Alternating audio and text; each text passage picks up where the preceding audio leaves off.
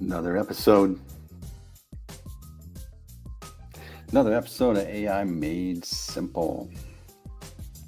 I'm Steve Brown, your host. This week we're talking about a topic that got me thinking.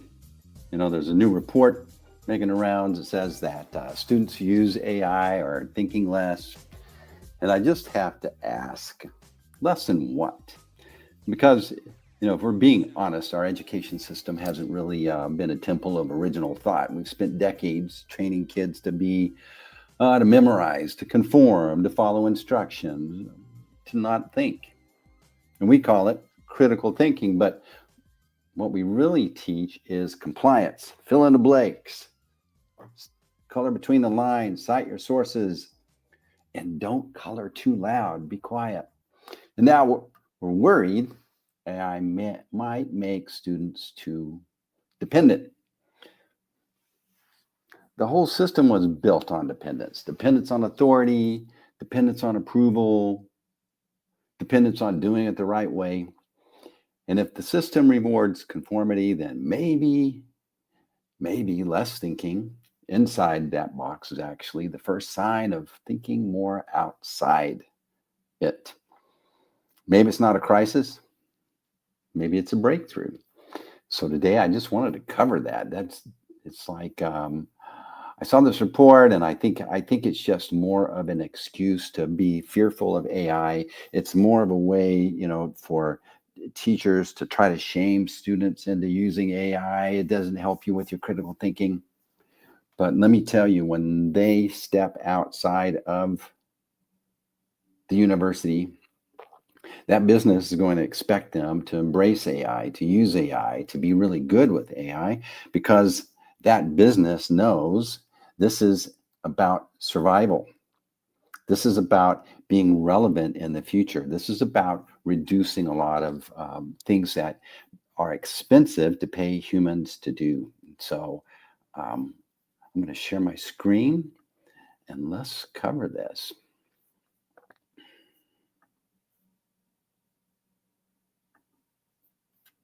There we go. So how about it? Can we see that? Are we showing the right screen? No, we're not showing the right screen. That's showbiz. Share the screen. Share the window.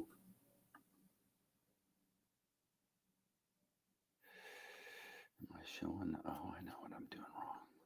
Hang with me. Thinking inside the box at the moment. Here we go.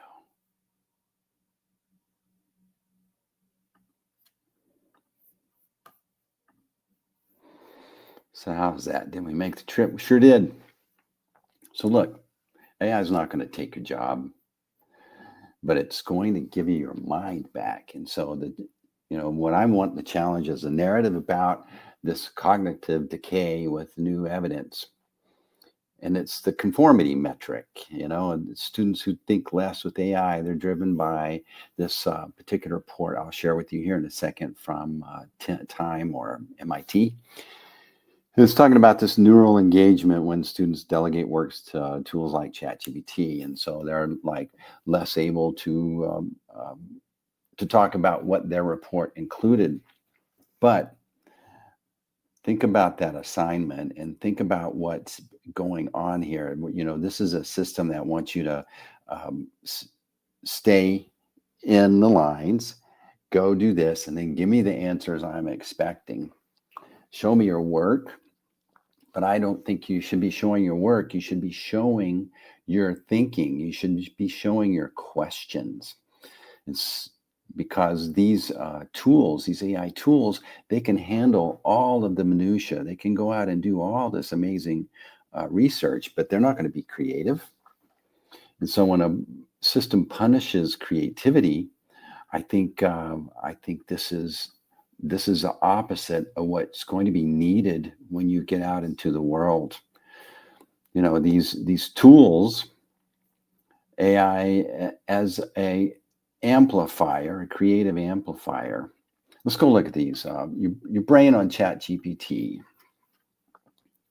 All right, this is a report from MIT.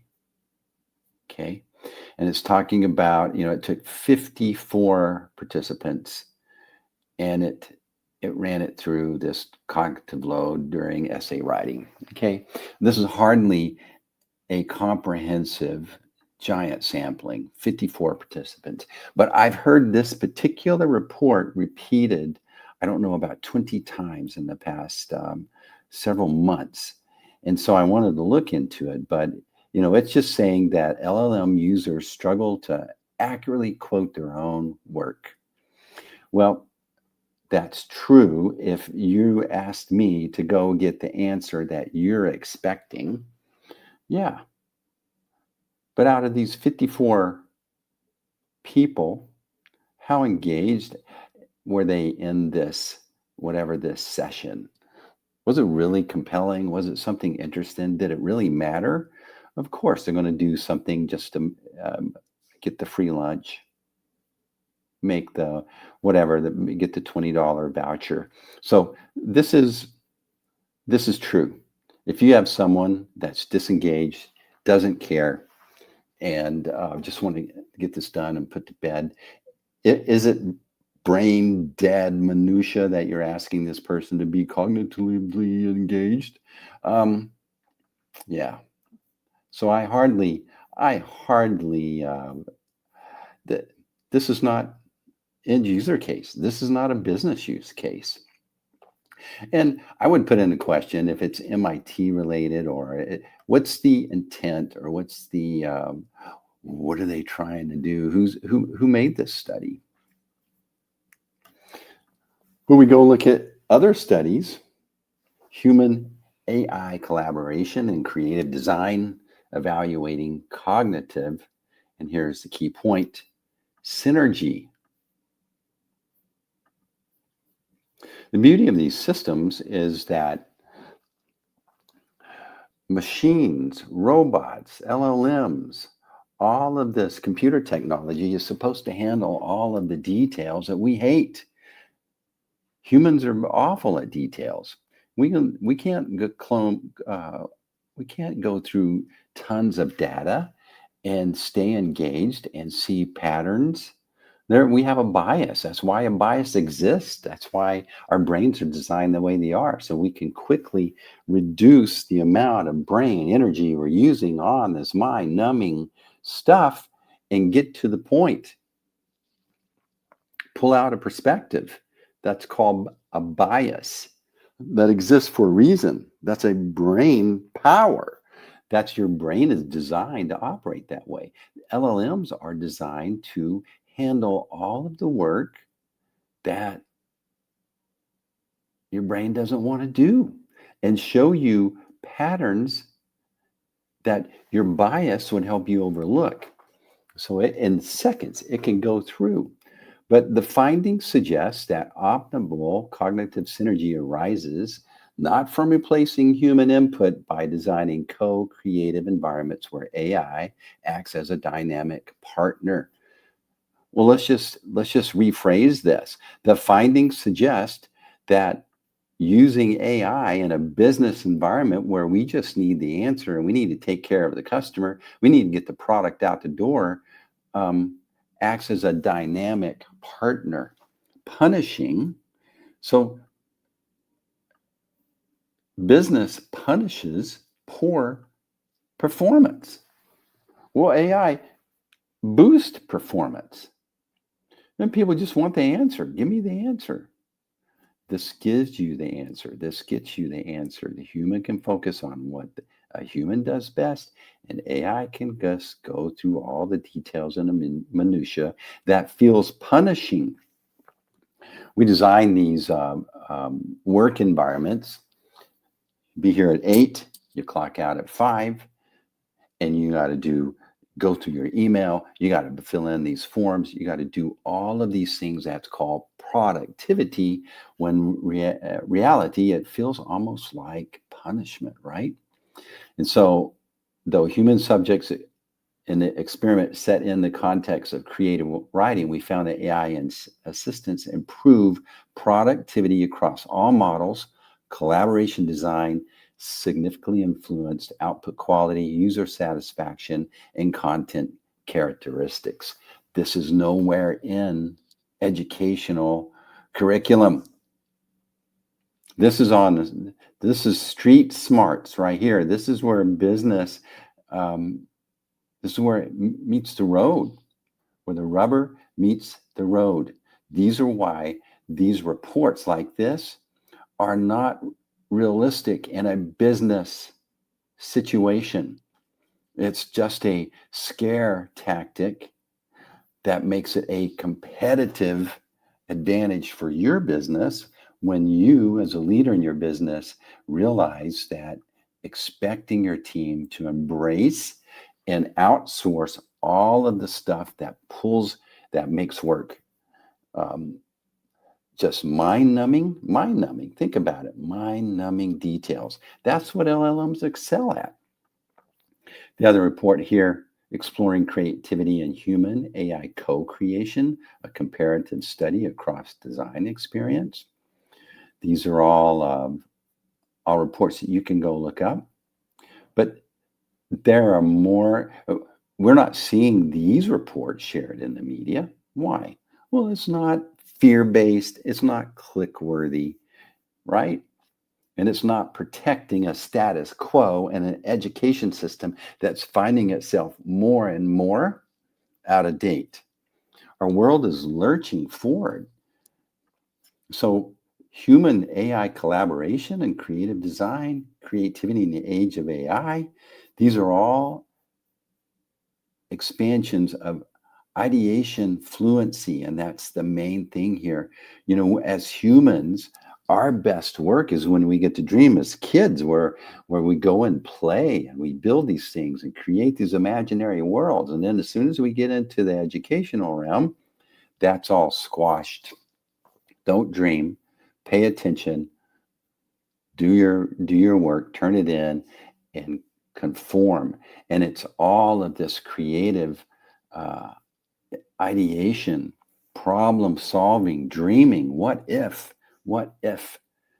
is washed out. And so this is releasing us. This is offering us a chance to dream again, to be more creative, to stop thinking with compliance and start thinking in what if what our expectations right now and what's called compliance is crushing. It's not a competitive advantage. You think about every cognitive tool that we have used throughout history, use calculators. I'm sure there was a report. I didn't go and look it up. I didn't ask AI to go see. But don't you think there are reports about when your kids couldn't take calculators to school because it makes them not think about math? And yet, higher level math, calculators freed us up to do algebra, to do all the other math, to start figuring out solutions to problems, not making sure that your numbers lined up below the line. Spreadsheets, can you imagine that it was called lazy accounting, but it birthed modeling and forecasting? You can take all this data, dump it in there, and do a bunch of what ifs. That's what started happening. No, you gotta keep your pencil sharp, write it down in the book, turn the page, erase, cross it out. That flipped and started making this a valuable business use case. Search engines, you're supposed to go to the library, go to the card catalog, walk over and get the book. Nope. This is supposed to have killed curiosity. No. This is how the whole world changed in getting information. And so originally these tools look like shortcuts to those protecting the old system, but they were the stepping stones. And so the real value proposition in the age of compliance is over. We don't need permission to to go to dream. We just need to put in and think about what if. What if? Here's what I'm working on. This is the essence of a beautiful use case is go, here's what I'm working on, but here's what I'm concerned about, and here's what people are saying, but what are other considerations that I haven't considered? And what does the LLM do? It goes and does the research and brings in other options for you to take and go, I didn't know that. And then what does your brain do? It starts to be more creative. You're using, you're having expectations that you didn't have before. That's the beauty of using AI. Businesses don't want to pay you to go through every email and reply to every email when you don't need to. That used to be you need to go clock in and just do something to prove you're working. That's not a competitive advantage for a business. That's not solving problems, and that's not the best use of you as a creative being. AI releases you and it helps you to be able to get your thinking back, to get your mind back, to get you dreaming again, to get you to start being creative. Use it. Use it to do this. You expect your people to play and use AI and come up with solutions that you, as a leader of your business, you don't need to think of everything. Just go, here's what my vision is. Here's where we're going. Here's our challenges. What are options that we can consider that we haven't considered before? And then take it and start to run with it.